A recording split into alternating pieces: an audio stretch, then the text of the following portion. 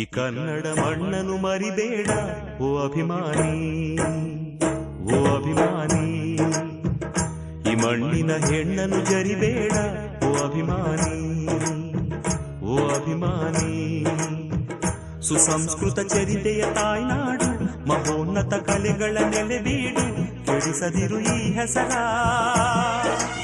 ಈ ಹೆಸರ. ಈ ಕನ್ನಡ ಮಣ್ಣನ್ನು ಮರಿಬೇಡ ಓ ಅಭಿಮಾನಿ, ಓ ಅಭಿಮಾನಿ.